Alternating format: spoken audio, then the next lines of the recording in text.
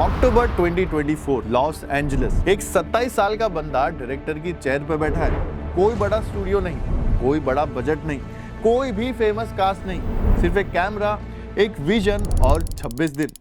उस बंदे का नाम था करी बार्कर, एक यूट्यूबर जिसने कभी ये नहीं सोचा था कि एक दिन वो दुनिया के बड़े बड़े फिल्म मेकर्स के साथ कम्पीट करेगा।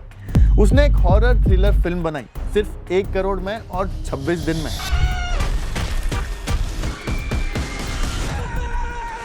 वो सब कुछ करते हुए जो बड़े बड़े स्टूडियोज महीनों में करते हैं, और उस फिल्म का नाम था ऑब्सेशन। ये फिल्म आपने जरूर देखी होगी या फिर इसके बारे में सुना तो जरूर होगा, क्योंकि ऑब्सेशन ने वो कर दिया जो हॉलीवुड की 500 करोड़ की फिल्म्स नहीं कर पाती। करी बार्कर ने 1 करोड़ लगा के 100 करोड़ रुपए कमाए और पूरी दुनिया के फिल्म मेकर्स को एक सवाल के साथ छोड़ गया कि अगर एक यूट्यूबर 26 दिन में ये कर सकता है तो हॉलीवुड को इतने महीने क्यों लगते हैं। हॉलीवुड की बड़ी फ्रेंचाइजीज को पीछे छोड़ दिया क्योंकि उस क्रिएटर के पास ऑलरेडी एक बिल्ट इन ऑडियंस थी जो मूवी रिलीज होने से पहले ही इन्वेस्ट हो चुकी थी। दूसरे यूट्यूबर मार्किप्लायर ने 25 करोड़ में आयरन लंग फिल्म बनाई और 425 करोड़ कमाए, अकेले लिख के, डायरेक्ट करके और प्रोड्यूस करके। तीसरे ने सिर्फ 20 साल की उम्र में अपनी यूट्यूब सीरीज को A24 फिल्म बना दी 10 करोड़ के बजट पे और 680 करोड़ की डोमेस्टिक ओपनिंग के साथ। और इसी वक्त जून 2026 में एक रिपोर्ट आई जिसमें लिखा था कि YouTube ने Netflix को ऑफिशियली ओवरटेक कर दिया है डेली व्यूइंग में। लोग रोज YouTube पे 99 मिनट स्पेंड करते हैं, जबकि Netflix पे सिर्फ 93 मिनट। और Netflix के CEO टेड सरेंडस ने खुद पब्लिकली कहा, YouTube इज टीवी। तो हॉलीवुड मरा नहीं, वो YouTube बन गया है। और आज हम समझेंगे कि ये एग्जैक्टली कैसे हुआ, इंडिया पे इसका क्या असर पड़ेगा और क्रिएटर्स के लिए ये क्या मतलब रखता है। मैं हूं आशीष रावत और ये चैनल है उन लोगों के लिए जो सिर्फ न्यूज़ नहीं, असली पिक्चर देखना चाहते हैं, जहां हम हर टॉपिक के पीछे की फाइनेंस, बिजनेस और ट्रेंड्स को सिंपल लैंग्वेज में तोड़ के समझाते हैं। अगर ये आपका पहला वीडियो है तो सब्सक्राइब जरूर कीजिए, ये पक्का काम आएगा। सबसे पहले ये देखते हैं कि ये शिफ्ट एक्चुअली कितना मैसिव है, और ये एक फंडामेंटल चेंज है जो दिखाता है कि दुनिया एंटरटेनमेंट कैसे कंज्यूम करती है।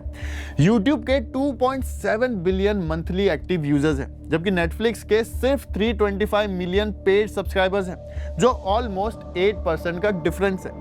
और फिर भी लोग सोचते हैं कि Netflix रियल एंटरटेनमेंट है और YouTube सिर्फ टाइम पास। लेकिन जून 2026 की डिजिटल रिपोर्ट ने वो मिथ तोड़ दिया। YouTube पे डेली एवरेज व्यूइंग 99.1 मिनट्स है, Netflix पे 93.4 मिनट्स, और YouTube अब टीवी स्क्रीन पे भी देखा जा रहा है। टीवी व्यूइंग 28% से बढ़ के 35% हो गई है। मतलब लोग YouTube अपने बड़े टीवी पे देख रहे हैं, वही टीवी जो पहले Netflix के लिए था। और ये सिर्फ एक प्लेटफॉर्म की जीत नहीं, ये एक पूरी इंडस्ट्री की पावर शिफ्ट है। अब समझते हैं कि शिफ्ट क्यों हो रहा है, क्योंकि नंबर्स की जगह बिहेवियर समझना सबसे ज्यादा इंपॉर्टेंट है। जेन जी ये वो जनरेशन है जो आज की सबसे वैल्यूएबल ऑडियंस है, रोज 50 मिनट से ज्यादा सोशल और यूजर जनरेटेड कंटेंट पे स्पेंड करती है और 44 मिनट से कम ट्रेडिशनल टीवी और मूवीज पे। 56% जेनजी व्यूअर्स को सोशल कंटेंट ट्रेडिशनल फिल्म से ज्यादा रेलेवेंट लगता है और 52% क्रिएटर से ज्यादा इमोशनली कनेक्टेड फील करते हैं बजाय हॉलीवुड एक्टर्स के, क्योंकि एक यूट्यूबर आपसे सीधा बात करता है, आपके कमेंट्स पढ़ता है, रिस्पॉन्ड करता है, जबकि एक Hollywood actor carefully scripted interviews देता है। ये ऑथेंटिसिटी का गेम है और YouTube इस गेम में हॉलीवुड से बहुत आगे है। अब आते हैं उस हिस्से पे जो जेन्युइनली रिवॉल्यूशनरी है।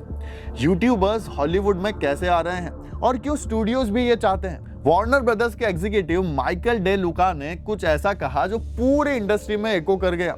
उन्होंने कहा कि जब एक क्रिएटर का प्रोजेक्ट स्टूडियो पहुंचता है तब तक वो एसेंशियली 1 बिलियन टेस्टिंग स्क्रीन से गुजर चुका होता है, क्योंकि क्रिएटर ने अपना कंटेंट पब्लिक के साथ शेयर किया, ऑडियंस फीडबैक लिया और स्टोरी वही शेप हुई जहां ऑडियंस ने रिस्पॉन्स दिया।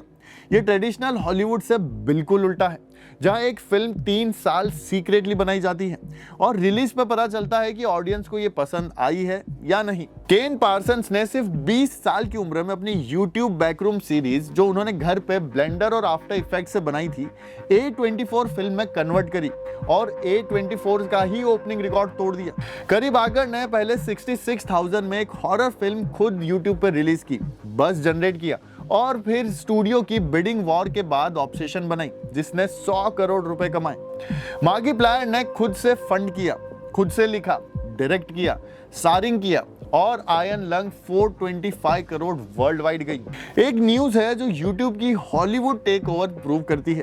2029 से ऑस्कर्स एक्सक्लूसिवली YouTube पे स्ट्रीम होगा। ये सिर्फ एक स्ट्रीमिंग डील नहीं, ये हॉलीवुड का ऑफिशियल एक्नॉलेजमेंट है कि उनका सबसे प्रेस्टिजियस इवेंट जो डेकेड से ब्रॉडकास्ट टीवी पे था अब एक क्रिएटर प्लेटफॉर्म पे आ रहा है। और इसके साथ YouTube ने NFL ब्रॉडकास्टिंग राइट्स भी सिक्योर की हैं, high profile video podcast host कर रहा है और लाइव स्पोर्ट्स भी आ रहे हैं। इंडस्ट्री इनसाइडर्स कहते हैं कि YouTube और ट्रेडिशनल टीवी के बीच की एसेंशियल लाइन इरेज हो गई है और YouTube को ऑडियंस ट्रीट करती है एक प्रीमियम एंटरटेनमेंट डेस्टिनेशन की तरह। ये वो मोमेंट है जब कोई नहीं कह सकता कि YouTube सिर्फ टाइम पास है। अब आते हैं इंडिया की स्टोरी पे, क्योंकि यहाँ बहुत स्पीड से वही शिफ्ट हो रहा है। भुवन बाम ने बीबी की वाइन्स पे वीडियो बना के ये शुरू किया, घर पे अकेले एक फोन से, और आज उनके पास फिल्म फेयर अवार्ड है, ढिंडोरा और ताजा खबर जैसी वेब सीरीज है और बीबी की वाइन प्रोडक्शन बैनर के अंडर को प्रोड्यूसर बनने से क्रिएटिव कंट्रोल भी उनके हाथ में है। प्राजक्ता कोहली ने बेडरूम में कॉमेडी बनाई और आज वो नेटफ्लिक्स के मिसमैच में है, जुग जुग जियो में है। कैरी मिनाटी जो इंडिया के one of the biggest YouTuber है, अभी स्टोरी टेलिंग और राइटिंग सीख रहे हैं ताकि वो सिर्फ एक्ट नहीं, फिल्म्स क्रिएट और डायरेक्ट कर सके। रीजनल सिनेमा में यही हो रहा है। बेसिल जोसेफ ने 0 बजट शॉर्ट फिल्म यूट्यूब पे डाली और एशियन एकेडमी अवार्ड्स में बेस्ट डायरेक्टर अवार्ड्स जीता। मीनल मुराली और प्रदीप रंगनाथन यूट्यूब शॉर्ट से फीचर फिल्म डायरेक्टर बन गए। ये सिर्फ सक्सेस स्टोरीज नहीं है, ये एक नया करियर पाथ है जो पहले एग्जिस्ट ही नहीं करता था। बॉलीवुड का ट्रेडिशनल मार्केटिंग मॉडल, बड़े स्टार्स, बड़े एड्स, बड़े बजट्स, अब काम नहीं कर रहा और स्टूडियोज भी ये समझ गए हैं। 68% बॉलीवुड फिल्म कैंपेन्स आज एक हाइब्रिड मॉडल यूज करते हैं जिसमें ट्रेडिशनल स्टार्स और डिजिटल इन्फ्लुएंसर्स दोनों हैं और रिजल्ट्स बहुत क्लियर है। इन्फ्लुएंसर कोलैबोरेशन से 90% कॉस्ट रिडक्शन होती है, 4.2% ज्यादा ROI मिलता है compare to traditional celebrity endorsement. Gully Boy ने 200 से ज्यादा रीजनल रैप आर्टिस्ट के साथ कैंपेन किया। ब्रह्मास्त्र ने 150 से ज्यादा मिथोलॉजी कैरेक्टर्स यूज किए। पठान ने 500 फैन आर्मी इन्फ्लुएंसर्स मोबिलाइज किए। तमिल और तेलुगु फिल्म्स हिंदी सिनेमा से 3 गुना ज्यादा माइक्रो इन्फ्लुएंसर्स यूज करती है। ये सिर्फ मार्केटिंग ट्रिक नहीं, ये एक स्ट्रक्चरल शिफ्ट है जिसमें क्रिएटर एक्चुअल पावर होल्ड करते हैं। अब आते हैं हॉलीवुड की एक्चुअल प्रॉब्लम पे, क्योंकि ये स्टोरी सिर्फ यूट्यूब की जीत नहीं, हॉलीवुड के फेलियर्स की भी है। 2024 में world wide ticket sales 10% slump होकर $30.5 बिलियन पे आ गई और 2025 में सिर्फ 781 मिलियन टिकट्स बिकी, जबकि 2005 में 1.37 बिलियन बिकी थी। मतलब अब सिर्फ आधे लोग सिनेमा जा रहे हैं और रेवेन्यू सिर्फ टिकट प्राइसेस बढ़ने से सेम दिख रही है, बट एक्चुअली बढ़ा कुछ भी नहीं है। हॉलीवुड एक डेड साइकिल में है जिसमें safe reboots, sequels, established IPs, original stories, mid budget films और नए डायरेक्टर्स सब खत्म हो गए हैं। और स्ट्रीमिंग की बात करें तो नेटफ्लिक्स ने $37.5 बिलियन रेवेन्यू जनरेट किया, जो ग्लोबल बॉक्स ऑफिस से बहुत ज्यादा था, लेकिन सब्सक्रिप्शन ग्रोथ सिर्फ 5% है। लोग एवरेज $69 पर मंथ सब्सक्रिप्शन पे स्पेंड करते हैं और कैंसिलेशन रूटीन हो गई है। YouTube के बारे में देखें तो ये फ्री है, इन्फिनाइट कंटेंट है और रोज नई चीज मिलती है।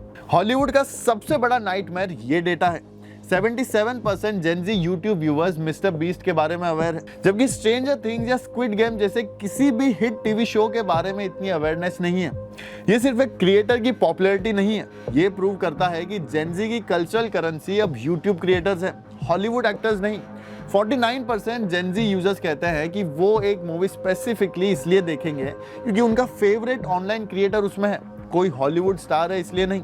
और 52% फील करते हैं कि वो क्रिएटर से ज्यादा इमोशनली कनेक्टेड फील करते हैं बजाय किसी हॉलीवुड सेलिब्रिटी के। तो देखा जाए तो हॉलीवुड डेकेड्स तक गेट कीपिंग करता रहा कि हम डिसाइड करेंगे क्या हिट है, और यूट्यूब ने एक जनरेशन को सीधा क्रिएटर से कनेक्ट करवा दिया, स्टूडियो को बाईपास करके। तो मेरा सोचना यह है कि यूट्यूब हॉलीवुड को रिप्लेस नहीं कर रहा, यूट्यूब वो बन गया है जो हॉलीवुड कभी नहीं था और यही उसकी असली पावर है। हॉलीवुड एक स्कैरसिटी मॉडल पे चला, सिर्फ कुछ लोगों को परमिशन थी कंटेंट बनाने की, सिर्फ कुछ लोगों को स्क्रीन मिलती थी। लेकिन यूट्यूब एक अबंडेंस मॉडल पे चला, कोई भी बना सकता है, ऑडियंस को क्रिएट करती है और जो जेन्युइनली कनेक्ट करता है वो सर्वाइव करता है। तो मेरी कंसर्न ये है कि जैसे जैसे यूट्यूब ग्रो करेगा वो हॉलीवुड जैसी पावर स्ट्रक्चर डेवलप कर सकता है और एल्गोरिदम चेंज होने से क्रिएटर का करियर एक रात में खत्म हो सकता है। लेकिन अभी के लिए अगर देखा जाए तो ये शिफ्ट जेन्युइनली डेमोक्रेटाइजिंग है। मेरी बोल्ड प्रेडिक्शन ये है कि 2030 तक यूट्यूब पे एक फिल्म आएगी जो बिना थिएट्रिकल रिलीज के 1000 करोड़ ग्रॉस करेगी और ऑस्कर भी जीतेगी। तब हॉलीवुड ऑफिशियली एक्नॉलेज करेगा कि पावर शिफ्ट कंप्लीट हो गई है। एक लाइन में देखें तो यूट्यूब हॉलीवुड नहीं बना, यूट्यूब वो बन गया जो हॉलीवुड कभी बनना चाहता था, ओपन, ऑथेंटिक और ऑडियंस फर्स्ट। और नेटफ्लिक्स के सीईओ का यूट्यूब इज टीवी कहना एक्चुअली एक टॉन्ट नहीं, एक सरेंडर था। और आपके लिए क्वेश्चन ये है कि क्या आपको लगता है कि इंडियन क्रिएटर्स जैसे भुवन बाम और कैरी मिनाटी या कोई भी नया नाम एक दिन इंटरनेशनली हॉलीवुड क्रिएटर्स या एक्टर्स से कम्पीट करेगा या नहीं? कमेंट्स में जरूर बताइए। मैं हूं आशीष, मिलते हैं अगली केस स्टडी में एक और इंपॉर्टेंट टॉपिक के साथ। जय हिंद।